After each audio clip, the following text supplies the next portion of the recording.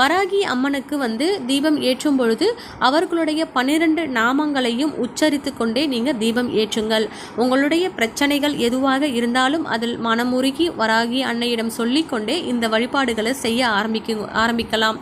இப்படி செய்யும் பொழுது கட்டாயமாக உங்களுடைய கோரிக்கைகள் அனைத்துமே அவர்கள் தீர்த்து வைப்பார்கள், செவி கொடுத்து கேட்பாங்க.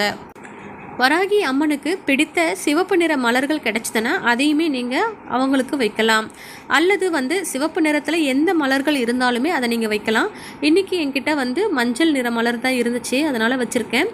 நிவேதனமாக கிழங்கு வகைகள், அப்புறம் உளுந்து, தயிர் சாதம், இது மாதிரி எது இருந்தாலுமே நீங்கள் வைக்கலாம். வழிபட போகிற அன்னைக்கு உங்ககிட்ட எந்த பிரசாதம் இருந்தாலுமே நீங்கள் அவங்களுக்காக வச்சுட்டு நீங்கள் வழிபாடு செய்ய ஆரம்பிக்கலாம். ஸோ தீபம் ஏற்றும் பொழுது பார்த்திங்கன்னா வராகி அம்மனுடைய காயத்ரி மந்திரத்தை சொல்லிகிட்டே நீங்கள் தீபம் ஏற்றுங்கள். எளிமையான முறையில் வீட்டில் வழிபடுவதனால எந்த தவறுமே கிடையாது.